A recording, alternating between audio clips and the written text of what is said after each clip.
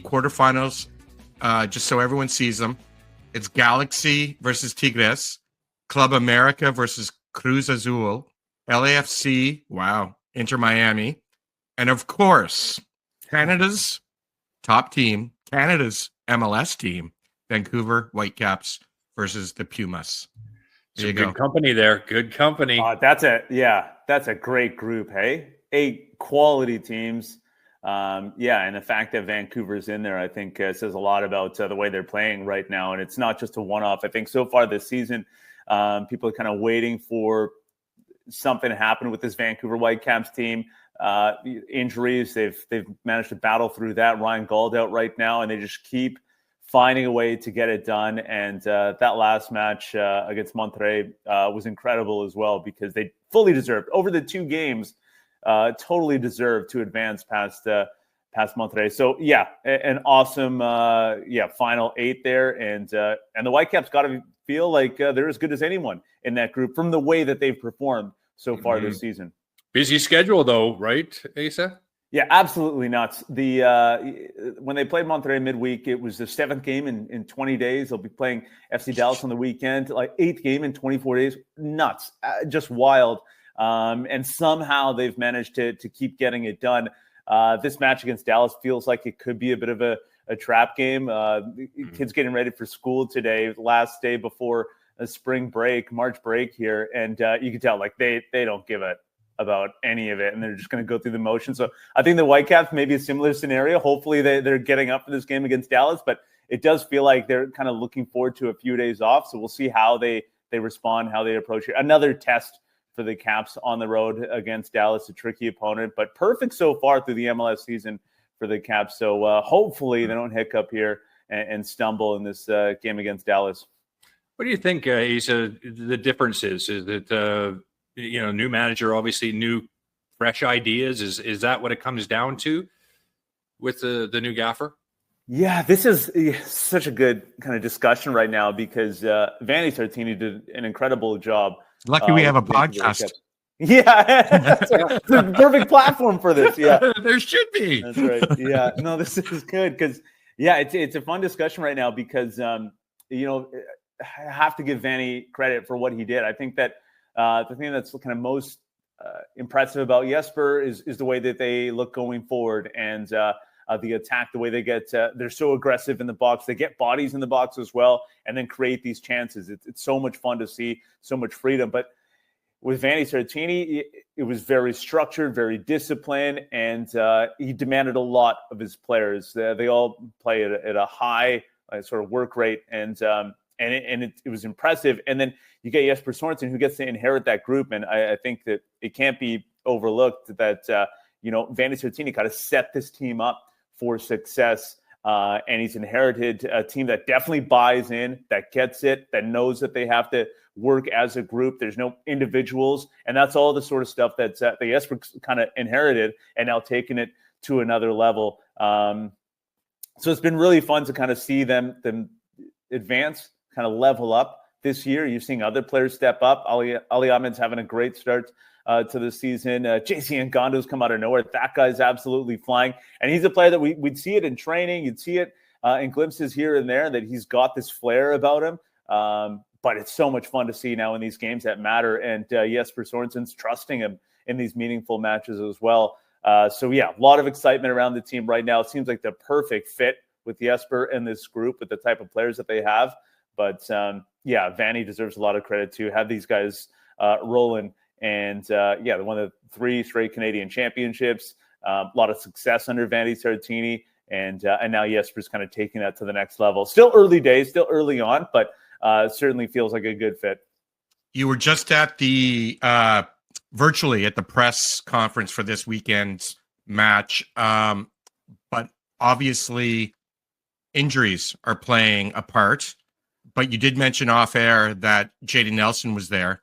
Give us kind of the update on all those injuries and how they are going to affect what's going on the pitch. Yeah, so the scariest one, the biggest one is Ryan Gauld, the captain, still out, but the prognosis is not as terrifying as we anticipated. It's a left knee sprain, and hopefully he's not out for too much longer. But we'll be missing this match against FC Dallas. Sam Adekubi's still out, and they definitely miss him. But yes, they get. It looks like Jaden Nelson will be available very soon. He was telling us that he feels good.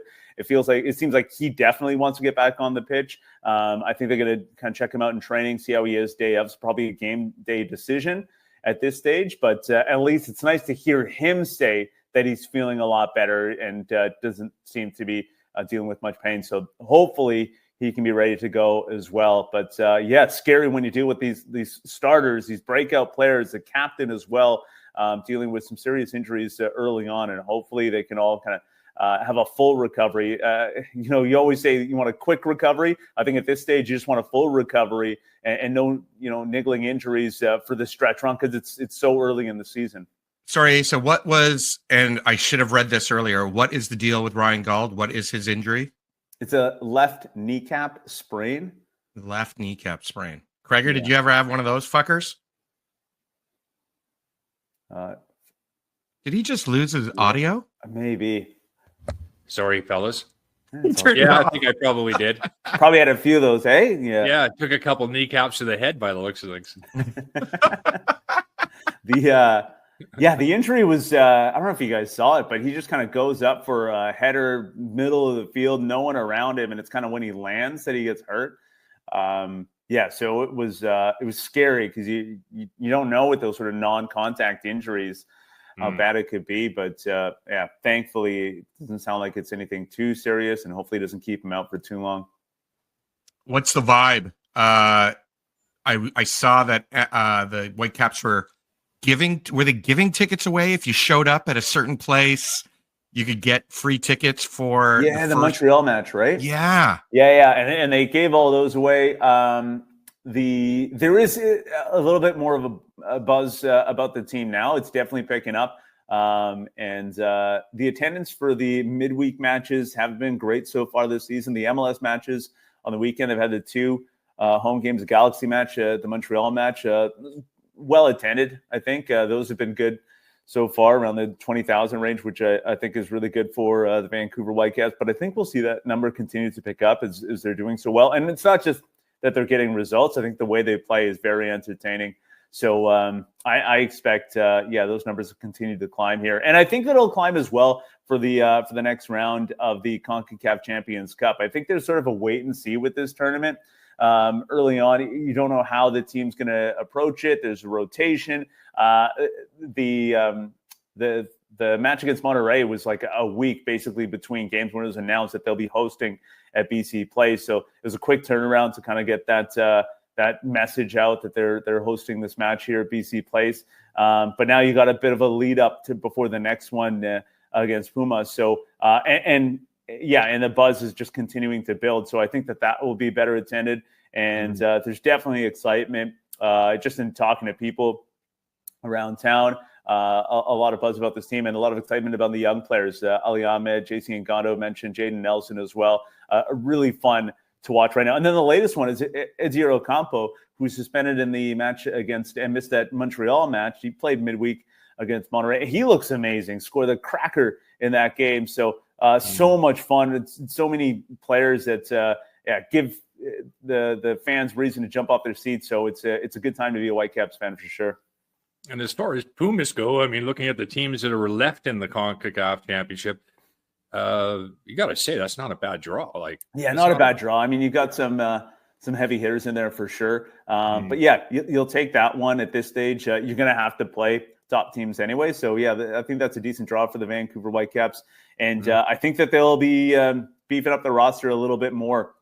Mention how tough it was early in the season with weekend games and the midweek games. So it was really tough. He had to rotate a lot.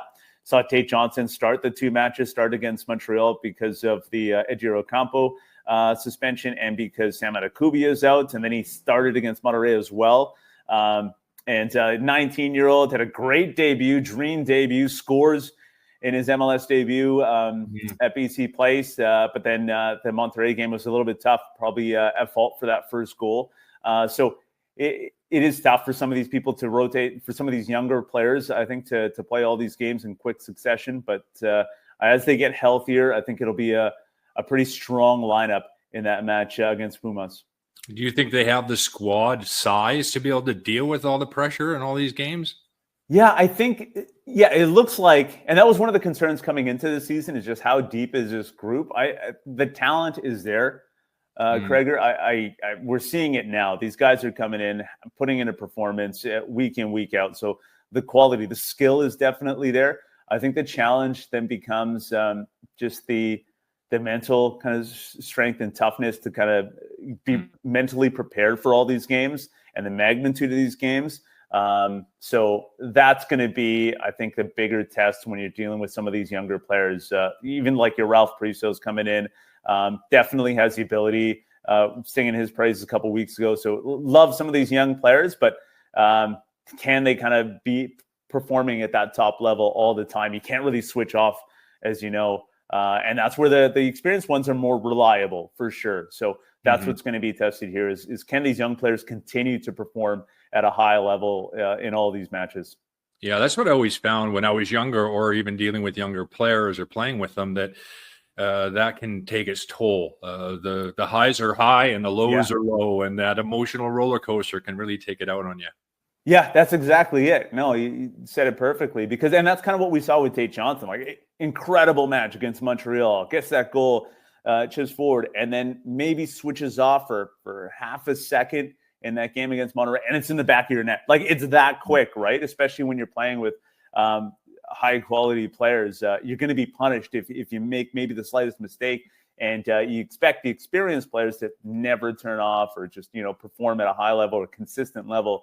And that's one of the things that Vanni Sartini in the past kind of said about Pedro Vite at times, is like, he looks incredible in these games when he was much younger. And then every once in a while, it just wasn't the same level of performance. And now you're seeing players like that. Vite, I think, one of the most consistent players now with the Vancouver Whitecaps. And I think that the team as a whole is just getting a little bit more mature. This group stayed together for a while now. You're seeing them kind of age and mature together as a group. And it's great to see right through the back as well. Ranko Veselinovic and Tristan Blackman, I think, really steady defenders in the back.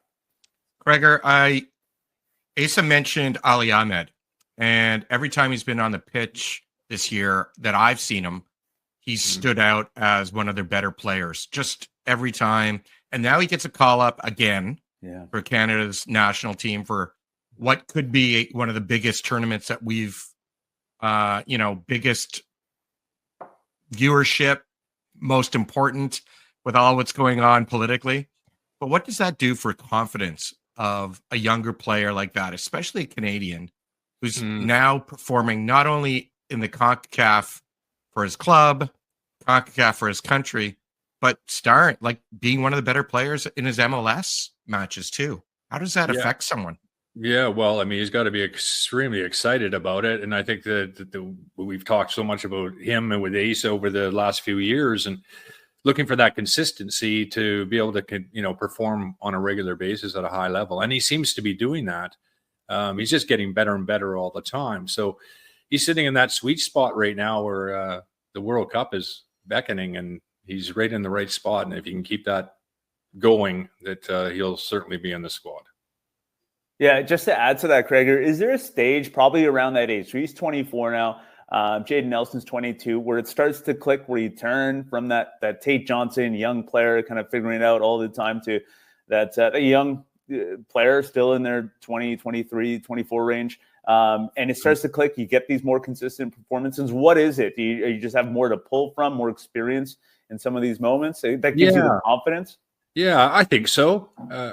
Trying different things, new coaches as well, new ideas that will help your own development. That's important, how they support him and how they, worry about his loads and all these different things. But yeah, his experience, and you see that with players. You just don't know a lot of the times when they're on the rise where they're going to get to, or whether they peak off, or whether they plateau, or whether they can keep going to different levels that will keep taking them to higher ground. And that seems to be what he's doing right now. He seems to be getting more consistent, getting better, and still on the rise. And we don't know what his top game yet is at this point. I think he's due for like a massive sort of breakout game, because he's been so close And I think that's maybe been the knock on him in recent games, is just that final bit, that last ball. And then sometimes it does come off, and he's had these moments picking up assists. He's amazing in the build up. But I do think that he's so close to similar to that Jaden Nelson game where he had 1 goal and 3 assists. Like, I think he's close to having this like multiple goal contribution match with the Vancouver Whitecaps. If he can add that into his game, it's another weapon for their Canadian national team as well as the Whitecaps. So exactly. At the beginning of the season, and we kind of referred to this at the beginning a couple of weeks ago, which was the MLS predictions of their experts. So here's an aggregate of what their experts said. They have at the top 2, LAFC and Seattle Sounders, and LA Galaxy. We know where the Galaxy are right now. They're 0-3. But at the bottom, 14th is Vancouver Whitecaps. San Diego FC is at the top 2, 3-0. What did these guys get wrong, or how about this? Not, instead of making it sound negative about their crappy predictions, what did they miss? What are they missing out on Vancouver Whitecaps that they just couldn't see? Was it the Vanni Sartini inheriting or putting down a cornerstone for Jesper to kind of move in and actually build it into something more? Yeah, I think that's a big part of it, Wonger. Just the fact that this team was ready. Like, and I had them, I didn't do much better because I think I came on and said 8th. Yeah, but you had them in the playoffs. Because that's kind of, and that seemed crazy at the time. But the way I looked at it at that time is that the core is the same. Basically, this is very similar to what we saw with Vanni Sartini. The question mark for me, even then, was Jesper Sorensen and whether or not he could kind of take him to the next level. And I believe I mentioned that would be sort of the X factor, is if Jesper can kind of take this group to the next level, then they are better than that. But I sort of had him at that 8th spot. And that is, that's probably one of the biggest things that was missed, is just that, Jesper Sorensen has had the opportunity to take this group that's been performing at that 7 to 9 range under Vanni for the last few years. If he's a difference maker, it's a similar group. Why can't they be better? So, and that's exactly what we're seeing. Whether or not they, finish the season in the top 2 is yet to be seen. But with the way that they're playing, I mean, that's the biggest difference. Is just that Jesper's taking this group to another level, and they look as good as anyone right now. Just with the way that they play, the style, it seems like it's really, like, we talk about the attack so much. They don't give up a lot defensively as well. They seem pretty hard to break down, and they're able to kind of rotate the group as well. So I think that's probably the biggest one. And then another thing that I've been thinking about is the fact that they have these players that are at the age to level up. We talked about it a little bit as well in Ali Ahmed. Like, they're not so young that they're still kind of figuring things out, and they're not old so that they're slowing down. They have a core that's around like in their mid-20s, which is a great age. Sebastian Berholt is another one we haven't mentioned.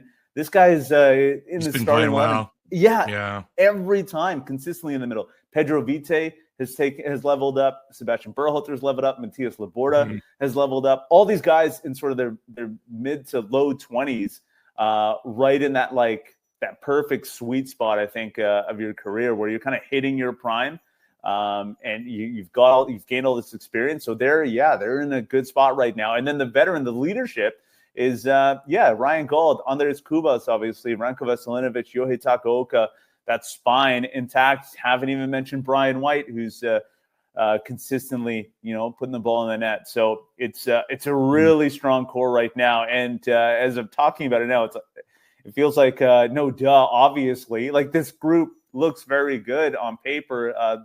Maybe the question mark was the depth, but they're all stepping up as well. Maybe, the manager comes in, he's unknown over here, Armstrong goes, maybe they're thinking that they weren't going to be as good this season, but I think that was it, Gregor. It was the two in particular, actually. It was Stuart Armstrong leaving just before the season, and he was maybe the one that was going to help them improve on their performances in the last few years.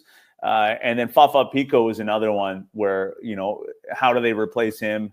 Do they have that? And then Jaden Nelson came in and shown that they're basically getting a younger Fafa Pico with what he's given them, and a motivated group of Canadians as well. That's the other thing that maybe was missed, is that you have the Gold Cup, you have the World Cup, you have all these competitions coming up, and a group of like hungry Canadians that want to make this team. And the Whitecaps have Sam Adekubi, scored already this season. Ali Ahmed's been incredible. We've talked about that. Jaden Nelson as well. Or even guys like Ralph Priso obviously want to find a way to get into this group as well. So yeah, you've got these hungry Canadians that want to have an impact here with the Vancouver Whitecaps. Craig Forrest wants to get a call back too. He's been training. 25 years later, he's going to be the third keeper, just so everyone knows. I would love that. Hey, that's probably one of the most interesting kind of competitions and battles, is that keeper spot for Canada. What are your thoughts there? Well, I mean, it's an interesting one. I mean, Max is obviously the guy I think that has performed really well when he's with the national team. Everybody knows that. Dane Sinclair got a profile that I think that Jesse Marsh likes, his size, and I think it's open. I really do think that position is open. And there's a number of goalkeepers that are probably knocking at the door too, thinking that, I just want to get in there, get a chance, and maybe be able to push one of those guys out. I don't think it's a foregone conclusion that it would be Max. Yeah. Or even Dane for that matter. A lot will depend on how they perform through the next, year and a half. Yeah. No, agree. Yeah, that's an interesting battle because, just the one, obviously, and they'll presumably be in there for the entire tournament. The Canadian we have here, Isaac Boehmer, has been performing quite well when he's been put into the lineup. So he's, again, another one that's probably itching to, maybe not for this next one, but I'm sure is going to be working towards angling towards being a Canadian keeper at some point. There's quite a competition for the spot in Portland too, between two Canadians. Right. Is doing well, and I think going by what I'm reading about a lot of the fans, they actually prefer him over Max. So long way to go. Yeah, no, you're exactly right. Yeah, he's another one for sure. Mm-hmm. I just wanted to finish up and circle back a little bit just on our MLS conversation with the and this is the last time we'll talk about these predictions. It's like a real work call. You're finishing up and circling back. Only because we missed out. Thomas Pennington reached out to our friend on the show, Kalen Kyle, and said, "Where are we in your rankings now, Kalen?" And Kalen said, "In the bin, next to the bottle of wine I was drinking." So obviously, people are reconsidering how they approached their their predictions on the Vancouver Whitecaps.